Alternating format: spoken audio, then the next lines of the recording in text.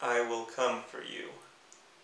The last mortal queen of Seelie, Thea Jenkins, holds a tentative grip on the fairies that bow before her. But the throne beside her remains empty, her husband still a prisoner of the unforgiving, unseelie court. Almost 2 midwinters have passed, and if she does not find a way to rescue him from Fabian's clutches, there might not be anything left to save. I will fight for you. Deep within the labyrinth of the unseelie, Nathaniel fights to keep his sanity as the darkness and shadows close around him. Yet things are stirring amongst the dark, and Nathaniel finds his fate tangled up with the one he loves above all others. I will bring you home. The shadows bow to Niven's whims. The court of Unseelie bows too. While her king slips further into madness, Niven revels in the power she holds over her court. But as the blood runs over the black walls of the Unseelie, can Niven keep the crown upon her head? Love and death and chaos. Let the world burn. Hello everyone, and welcome once again to the Heir's Lair. I'm your host, Jonathan Taylor. Today's video sees me conclude my look at the Wicked Woods Chronicles with a review of the, as of right now, final book within the trilogy, Far Beneath the Wicked Woods. The TLDW for this review is this series has closed out on perhaps the perfect note it could have closed out on. A lot of returning characters, a lot of previous minor characters come back within this book and bring their own contributions to the plot, be they small or large. The pacing and plotting of this story is not just perhaps, but almost definitely the best this series has seen so far, and I am beyond impressed by how the author has outdone herself when it comes to describing the atmosphere and the mood of the piece and the setting. So yeah, overall great book, great conclusion so far. Anyway, that's enough of the short version of the video. Time to get into the long version of the video. The plot of this book takes place about 2 years after the ending of the previous book. An ending which this book's synopsis also spoils. And it is split between more or less between three arcs that this story follows. The first one is that of Thea, who wants to find a way to recover her husband, Nathaniel, from the imprisonment within the Unseelie court, which requires her to find a way to break or overcome or work around a magical contract. Nathaniel, the prisoner within the Unseelie court, fights to keep his sanity as he is tormented by the people who preside over it. And one of his tormentors, coincidentally Thea's sister Niven, even though she revels in the authority she has over the court, finds out that the situation within it is actually a little bit more volatile than she is comfortable having around herself. Each of these characters go on their own distinctive journeys and quests in order to see their goals fulfilled, and in order to do so, their perspectives and their thoughts are explored in great detail, as well as the options that the narrative presents to each of them. In case you are wondering, yes, this book does indeed have multiple POVs. The first book in this series to actually do so.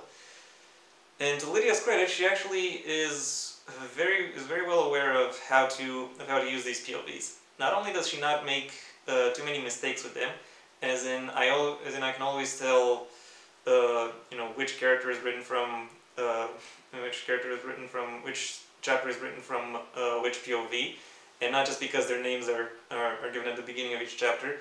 Each character is distinctive enough in their own right to where you can follow their narrative, even if you're not being told whose perspective you're following.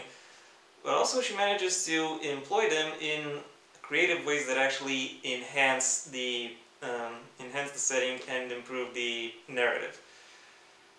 First of all, through the fact that these POVs are scattered to some extent throughout the entire world, it allows her to explore various different parts of the setting and explore how they are connected to each other, and therefore the narrative threads that she weaves out throughout the book come together in a very interesting, very broad, very sizable tapestry.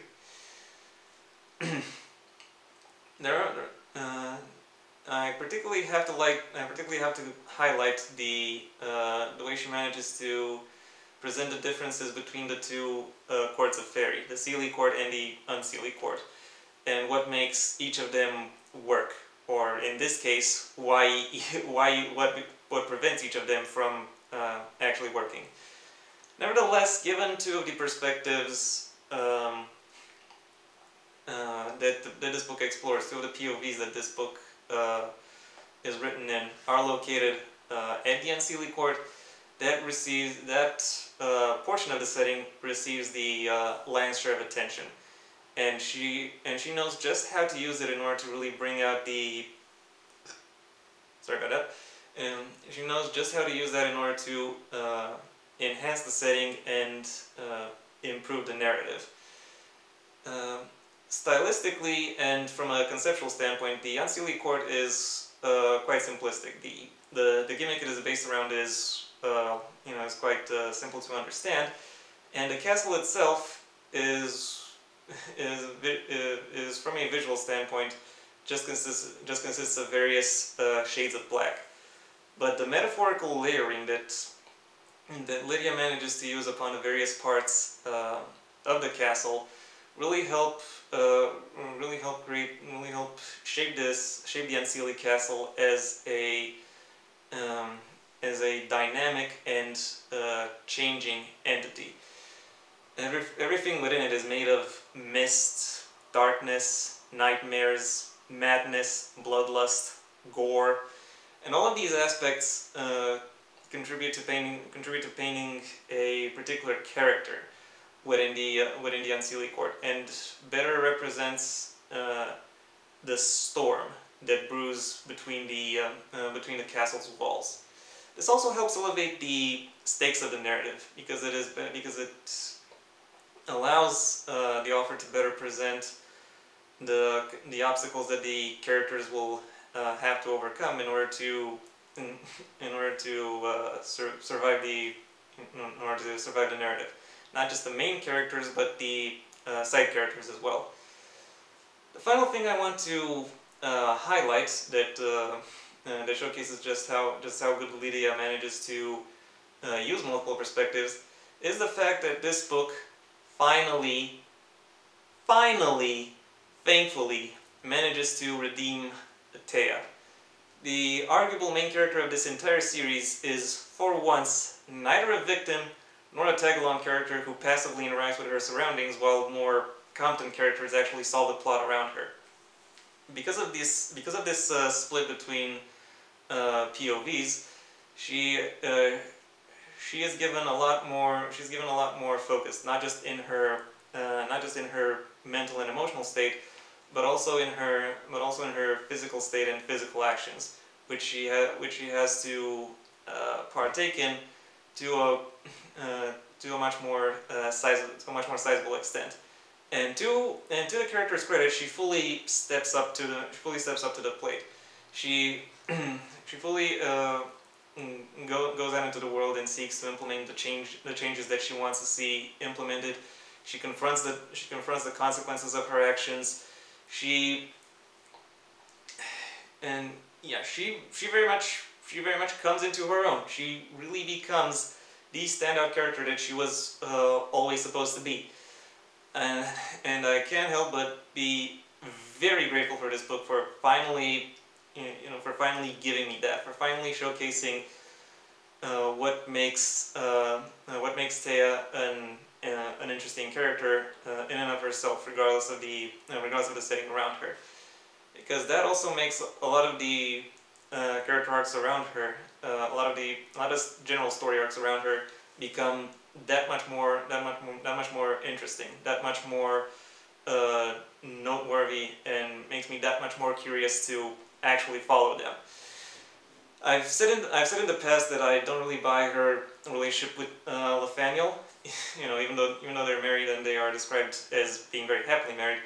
But now I fully buy into their relationship. Now I fully see what it is that Nathaniel sees in her, and now I'm fully prepared to be the the cheerleader of their relationship. Right? Even though the trilogy has come to an end. Regrettably, however, this book also has some small problems. Most of them are due to certain twists of the pen that I'm not particularly I myself am not particularly fond of. So smaller issues that I won't really dwell upon. But the biggest problem that this book has is the fact that its author still doesn't know how to write magic-based action scenes. She's very good at writing creeping dread and slow trickling change, but faster developments are still outside of her area of expertise. And there's a lot that you simply have to they simply have to infer without actually being given any of the language or the context that you're supposed to use in order to be able to infer. That unfortunately leaves the action scenes muddled, and given the actual climax of this book revolves around such an action scene, it makes this book's entire ending come across as underwhelming. Still, the path to it was quite well done. Overall, this book serves as an excellent culmination and finale of everything this series has built up towards so far. Should another book in the series emerge, as the author hints towards in her acknowledgement sections, I very much look forward to reading it. My final rating for Far Beneath the Wicked Woods is a 4 out of 5. And that was my review. Thank you for your attention. If you enjoyed it, well then please leave a like, maybe even share this video wherever you think other people will like it as well. If you have anything you'd like to add to the review or the book itself, that's what the comment section is for. And if you want to see when my next video gets released, well then please subscribe. And ideally also ring the bell or do whatever else YouTube will ask of you in order to keep you notified. My own book, Heir to the Empire Next Generation, is available at most major book retailers under a master link in the description down below. Right past my social media links, which I also suggest you check out, should you choose to. Until next time, I am Jonathan Taylor, and this has been the Heir's Lair.